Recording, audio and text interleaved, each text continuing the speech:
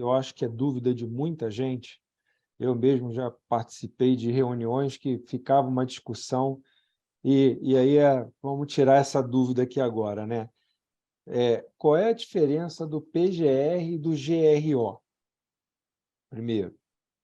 E segundo o que a gente precisa, qual é o cuidado que a gente tem que tomar para fazer um bom PGR? Maravilha. Bom, qual é a diferença do GRO para o PGR? Eu vou trazer aqui uma imagem didática, que eu acredito que vai ajudar bastante a gente resolver essa questão. Eu vejo o GRO assim como se fosse uma árvore. Tá? Então, o GRO ele tem uma árvore, ele é como se fosse uma árvore que tem vários galhos. Então, nesse GRO, você tem um galho que chama análise de risco, tem outro galho que chama análise de perigo, tem outro galho que chama análise preliminar do risco, tem outro galho que chama investigação e análise de acidente, tem um galho que chama ouvir a CIPA no momento de fazer análise de risco, tem um galho que chama inventário de risco, tem um galho que chama plano de ação, e tem um galho que se chama PGR, que é formado de dois galhos ainda menores, que é inventário de risco e plano de ação. Então, a árvore, o todo, o ator mais importante da norma, na verdade, não é o PGR, é o GRO, é o gerenciamento de risco. É você ter uma estrutura robusta o suficiente para fazer frente aos desafios de segurança que a empresa possui. Então, eu vejo muita gente errando nisso. Olha-se muito hoje para o PGR como se ele fosse a ferramenta principal, como se ele fosse o ator principal. E ele não é. O ator principal é o GRO. Inclusive, toda empresa que investe no GRO, no gerenciamento de riscos ocupacionais, ela vai, já por tabela, ter o PGR praticamente pronto, porque no GRO você faz inventário de risco e plano de ação. E quando você for elaborar o PGR, você vai pegar aquilo que já está pronto para o GRO e colocar no PGR. Então, há uma preocupação excessiva com o PGR, e o que a gente consegue ver? Empresas que estão investindo demais no PGR e, ainda assim, a taxa de acidentes continua alta. Por quê? Porque não está cuidando da gestão, ela está se preocupando só com a mesma coisa que a gente fazia no PPRA. Está preocupado ainda só com o papel, só com a evidência para apresentar ao auditor fiscal do trabalho. E isso não salva a vida de ninguém. Né? Então, o GRO, né? Então, como é que eu materializo esse GRO? É um programa? Não, o GRO é uma série de ações que você pode... Primeiro, eu organizo o meu da seguinte forma, numa planilha em Excel, chama-se a planilha Excel de GRO, e para todas as ações de segurança tem lá aquela estrutura do 5WSH. Quem, quando, onde, por quê, quanto vai custar, qual a evidência de conclusão. E aí, para cada ação de segurança, você pode colocar isso. Você vai chamar isso de GRO, e você vai ter dentro dessa pastinha essa planilha mestra e as outras ações de segurança também. Por exemplo, cada análise de acidente você vai guardar dentro dessa mesma pastinha. O inventário de risco vai estar nessa mesma pastinha. O plano de ação, nessa mesma pastinha. O plano de resposta à emergência, nessa mesma pastinha. Isso é o GRO. E o que é o PGR? O PGR é um dos produtos do GRO. É o Programa de Gerenciamento de Risco. E aí você vai pegar a planilha de inventário de risco e plano de ação, vai colocar num programa chamado PGE, né? E que dentro do PGE, do ponto de vista normativo, só precisa disso mesmo, inventário de risco e plano de ação. Um profissional competente vai lá, né, se responsabiliza tecnicamente por aquele programa, por aquela ação, e pronto. Né? Então, isso sim é de você, se o auditor fiscal, deixa eu ver o PGE, aí você vai entregar para ele, nem se entrega mais impresso, né? Se entrega o PDF, você vai entregar o PDF. Então, o GRO, as pastinhas no computador, a estrutura de gestão de risco organizada, e o PGR é o programa que deriva de tudo isso. Né? O PGR é um produto do GRO, beleza? Então, um é o sistema de gestão, o outro é o programa.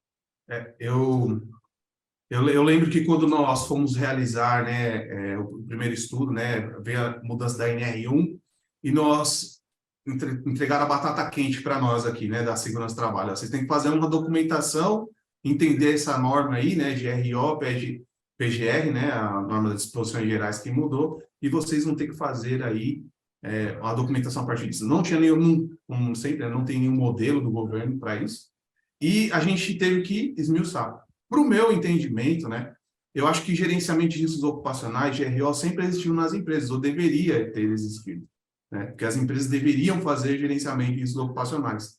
Nesse sentido, GRO, para mim, é um conceito, tá? É um conceito de gerenciamento de riscos que você pode fazer, como o Nestor falou, através de uma planilha, né? Você pode fazer através de um formulário, né? Mas aí o que a norma diz sobre a diferença do GRO e o PGR? Ela fala, você tem que fazer, isso está lá na NR1, você tem que fazer o GRO, ele tem que ser expresso no PGR. Isso é o que a NR1 fala, né? Então, nesse sentido, o GRO é o conceito, gerenciamento de riscos ocupacionais.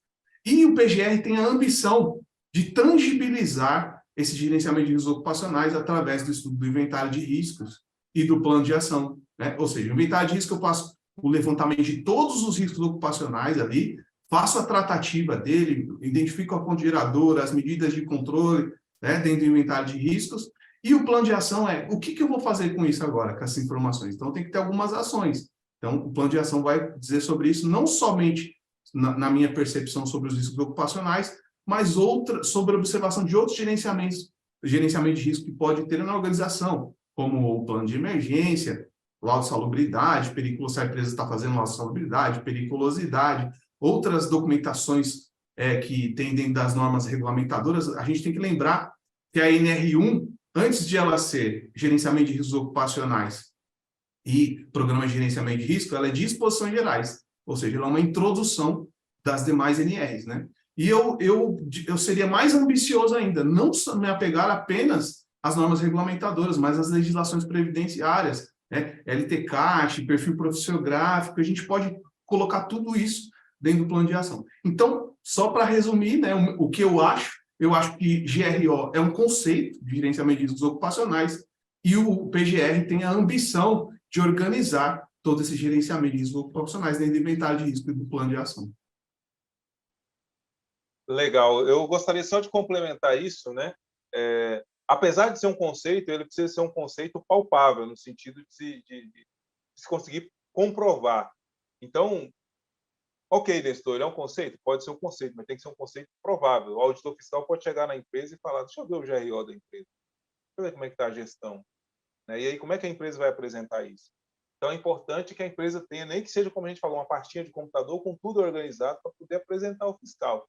Não é preciso de ser impresso, tá? Não tem essa necessidade. E também nem funcionaria, porque o GRO ele é caótico, como toda gestão tem que ser, no sentido de mudou o ambiente de trabalho, mudou o risco, mudou o perigo, mudou o cenário, mudou o layout, o GRO tem que acompanhar também. Então, ele é caótico. De forma que,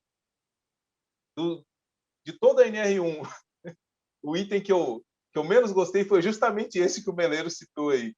Ele fala, né, que o GRO, né, vai se apresentar no PGR. Por quê? Porque isso traz para as pessoas a sensação de que tudo que tem dentro do GRO eu tenho que colocar no PGR. E não foi isso que a norma quis dizer, né? Ela só quis dizer que eles conversam entre si, né? Esses dias eu até vi um PGR de um colega que ele elaborou o PGR dele e ele colocou a análise de acidente, a planilha de análise de acidente dentro do PGR. E eu fiquei olhando aquela planilha de análise de acidente e pensando, para quê? Para que serve? Porque se você tem uma planilha de acidente dentro do PGR, o que isso quer dizer na prática? Que todo acidente será analisado a partir daquela planilha? Qual a evidência que vai ter disso? Então, quer dizer, uma planilha, ela é morta, é uma planilha que está morta.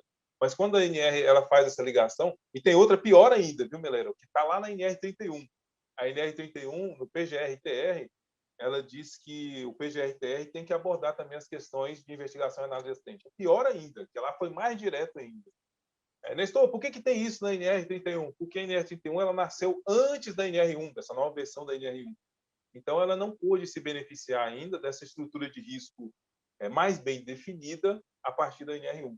Então, a NR1 31, como ela veio antes, ela não pôde se beneficiar. Então, é complicado, tá, para o mensurista? Sempre lembrar, no PGR eu tenho uma estrutura mínima. Seguir sempre essa estrutura mínima.